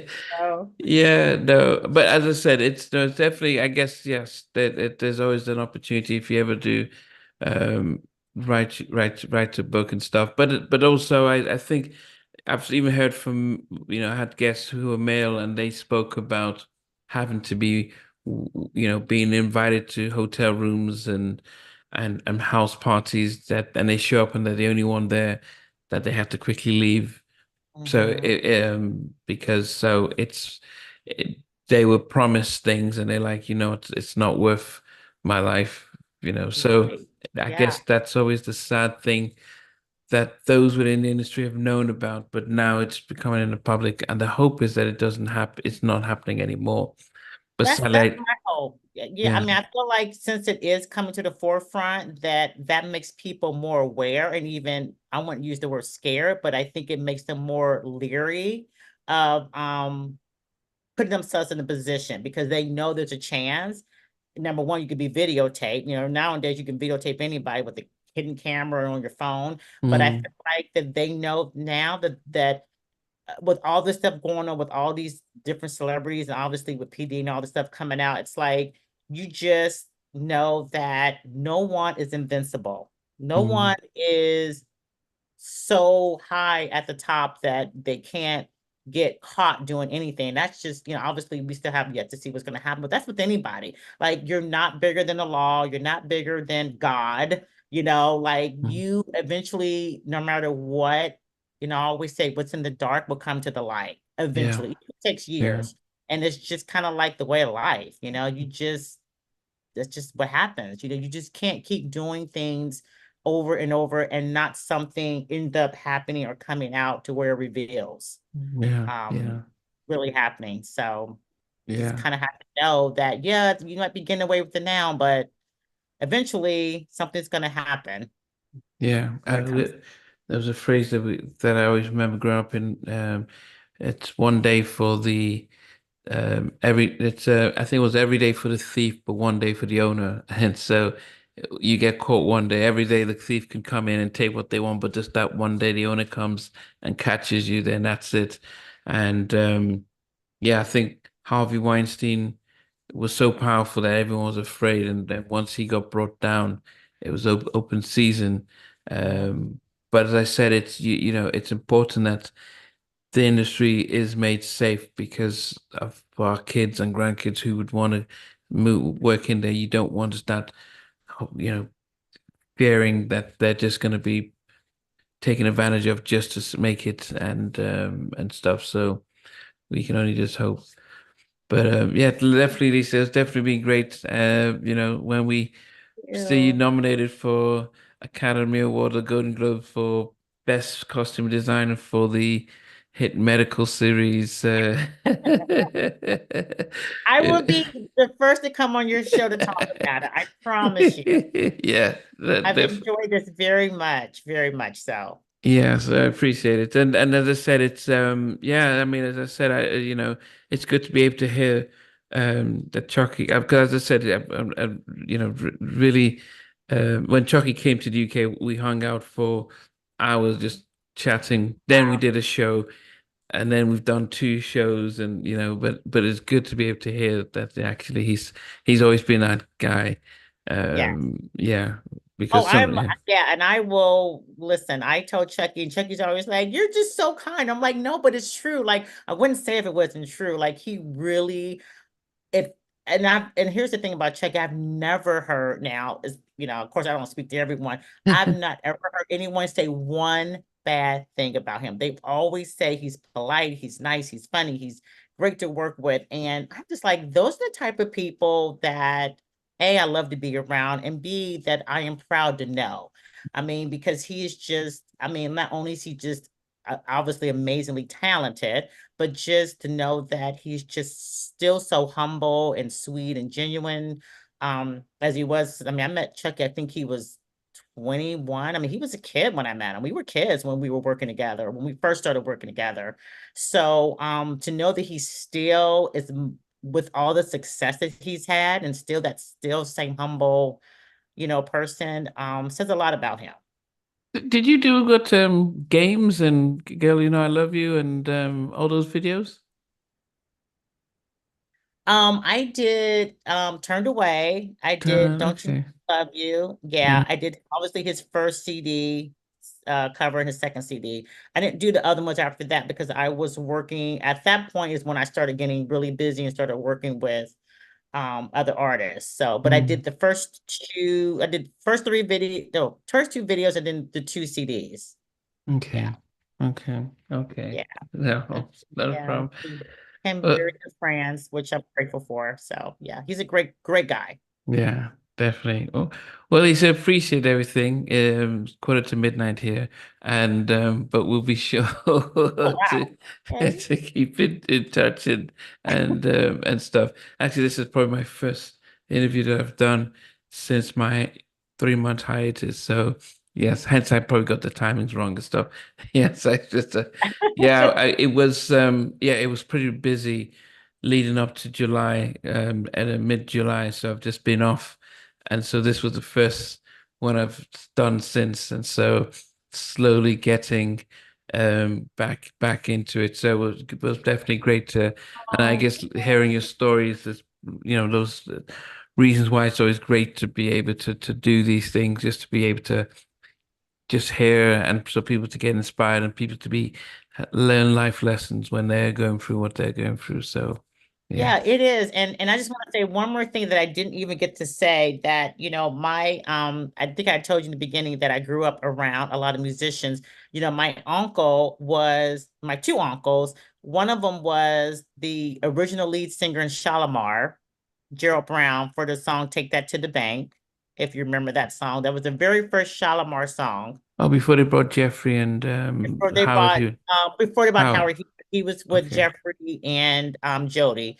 And then my other uncle, Terry Brown, was in the Soul Train gang with Don Cornelius. When the Oh, Don Cornelius had his own band at the time. And so yeah, so I would say this is obviously when I was in college. And so I would say even with that, they were educating me on things to do, not what not to do. They were already in LA, already in the business. There were men, obviously, who knew what was going on. So I was fortunate to have a lot of people kind of schooled me on things to do, what not to do. yeah. Goodness. Yeah, no, it's as I said, it's it's just unfortunate that the industry, fashion, entertainment just attracts they take advantage of people's Yeah, desire to break through, and it takes a lot of, Chucky's been open about, it's when he saw what was happening that he just stepped away, yeah, and some people have had to do that because it's like it's not worth, that sacrifice is not worth it. So, right. yeah, It really is, and it's that's the dark side of the business that I unfortunately think it's always going to be there. It's not like it's going to go away. And I think just men and women, young, old, whoever that's in it, I think you just really have to know that you don't, I want to say sell your soul to the devil, so to speak, but like you really don't have to go that route. If that's really, there's always another, you always have a choice. I put it that way. Mhm. You always have a choice. You never should feel like if I do this, this is it. This is all I have. Yeah, And so, when these girls or guys too, who feel like they have to do certain things to stay relevant, I feel for them, because I know this business is about, your greatest, whoever has the latest hit or who's the hottest. And, yeah, and I tell you what, I would not, if I was just starting out now in this business, I probably wouldn't do it, to be honest with you, because mm, it's so now with the social media and the competition and everything that's going on. I mean, when I mm, did it, there was no internet, everything was very just, um, very authentic, and you had to meet with the people and show them who you were. mm. And now you just look at the internet, you just pick somebody and kind of go from there. You Yeah, barely know them, you know what I mean? And they're like, so it's just, yeah, I would not want to do it now. I think the girls and the women now really have to just be so just they have to be smart. They really have to be smart, when they're putting themselves in situations like this, because unfortunately there are people out there who will they can smell desperation on you. And when they know yeah, you're desperate, you pretty much are vulnerable to things that you probably don't want to, to happen. So yeah. All that's right. always, Well said. Yeah. Lisa, appreciate it, and we'll definitely keep in touch. And we when this goes out, and when it goes out, make sure we put in your social media details. But if people are trying to follow you on social media, where should they search? Sure, yeah. So my Instagram is Lisa Loves Loves zero. Wait a minute, what is it? Lisa Loves Life. I had to think for a second. Lisa Loves Life 0229. That's my Instagram. Um, on let's see, I'm not really on Twitter. But I do have a Facebook page that I just started, and it's Fashion, Styling, and Costume Design by Lisa. So those are pretty much the only two places that I'm active on. Okay. Yes. And then I guess, as I said, we'll probably start seeing you promoting the movies that you've been on as well, and at least people can start to see your work there as well. Yes. Yes. And any directors out there, or like in the UK, I'm love to work in the UK. Any managers out there, I have my information, my email in my Instagram handle, so you can reach me there. And I'm signed with Zero Gravity Management out of Los Angeles, so you can reach me there as well. Okay. Okay. I don't feel like Well, I'm at my agency team, my agent. yeah, no, it's always good to give them a shout out because they keep working behind the scenes. Do you keep in touch with Crystal at all, or? Oh, I do. Yes. In fact, I mean, obviously I follow her on social media, but I try to at least once a year do like a kind of a mentor ship appointment with her, where I kind of talk to her about, what I'm doing, and she kind of gives me advice. But yes, I speak to her all the time, and she's amazing. She's amazing. Well, Helping lots of other up and coming artists that are out there. well, okay. It's good to see that you can still keep in touch with people who open the doors and supported you Yeah. on those early days. Yes. Yes. Yeah. No, she's great. She's amazing. Yeah. Yeah. Well, appreciate it, Lisa, and definitely we'll be definitely in touch and everything. Okay, thank you so much. I'm so happy we got to chat, and I look forward to chatting with you again. No, definitely. Thanks, Okay, Lisa. have a good evening. You too. Okay, bye-bye. Bye. Bye-bye. Okay, guys. Well, that was Lisa, and really fascinating story. Um, and her time in the music industry, time doing video shoots, what she's doing now, but also the warning just about the fashion industry and how things are, the industry, entertainment industry. But definitely look forward to speaking to Lisa again. Take care. Hey guys, thanks for watching. Thanks for being a part of Halftime Chat. Please remember to subscribe, share, and comment. But most importantly, why don't you become a member of Halftime Chat? We've got amazing videos, amazing perks, and being able to support the channel. But anyway, thanks for watching. Take care. I never participated in that kind of. And somewhere in between us, or even loving us, on which I didn't miss you with. What was it like growing up? She's still making an impact on 4 houses down. I have a couple of pieces. Trying to get this one and that one. That works for you, but just for me, No. Okay. They don't understand what those boys and men all play it. these guys, they all work together. I mean, I love all different genres.